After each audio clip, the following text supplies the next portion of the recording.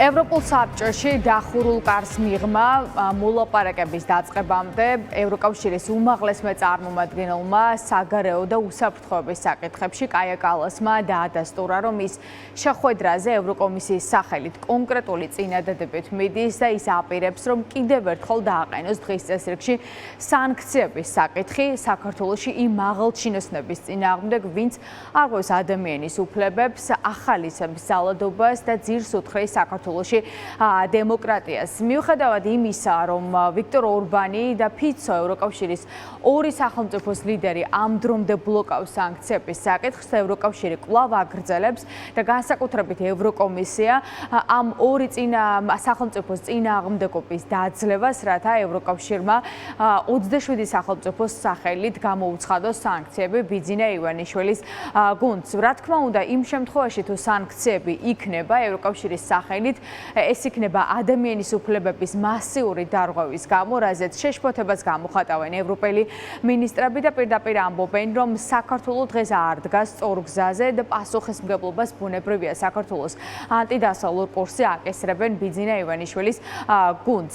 მიუხედავად იმისა, რომ სხვათაშორის კაია კალას დღეს ისიც კითხეს, ხომ არ განიხილება ვიზა ლიბერალიზაციის შეჩერების საკითხიც, ამაზე კალასმა თქვა, რომ დღეს დეტალურად ამ საკითხებზე არ იმსჯელებენ, თუმცა ვიზო რეჟიმის გაუქმება ეს არის ერთ-ერთი ბერკეტი, რომელიც შეუძლია ევროკავშირს გამოიყენოს საქართველოს ანტიდასავლური ქმედებებიდან გამომდინარე. ევროკომისია არა, თუმცა წევრი სახელმწიფოები ინდივიდუალურად აპირებენ ამ საკითხის დაყენებას.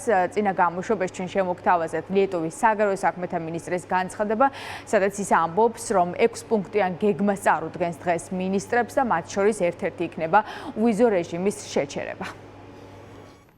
დღეს საქართველოსთან დაკავშირებითაც ვიმსჯელებთ, როგორც უკვე ვთქვით, საქართველოში მდგომარეობა უარესდება და ჩვენ მოვლენების მრავალ განვითარებას ვუყურებთ. მე მოლაპარაკების მაგიდაზე ისევ დავაყენებ სანქციების საკითხს იმ პირების წინააღმდეგ, ვინც ძალადობას ახორციელებს და არღვევს ადამიანის უფლებებს საქართველოში. ასევე ვიმსჯელებთ დამატებით რისი გაკეთება შეგვიძლია. რადგან საქართველო სწორ გზაზე არ დგას. უვიზო რეჟიმის შეჩერებასთან დაკავშირებით დეტალურად არ ვისაუბრებთ. თუმცა დიახ, ეს ჩვენთვის ერთ-ერთი მექანიზმია. სამწუხაროდ ვითარება საქართველოში უფრო და უფრო რთულდება, განსაკუთრებით სამოქალაქო საზოგადოებისთვის და თავისუფალი ადამიანებისთვის. ევროპა ყოველთვის დგას ხალხის და მათი მისწრაფებების გვერდით, რაც არის დემოკრატია და ქვეყნის ევროპული მომავალი. ასე რომ ევროკავშირი ქართველი ხალხის გვერდით დგას და ეს შემიძლია დაგიდასტუროთ როგორც ოდირის თავმჯდომარე ქვეყნის სახელითაც. მოხარული ვარ, რომ საქართველო ევროკავშირის საგარეო საქმეთა მინისტრების დღის წესრიგშია.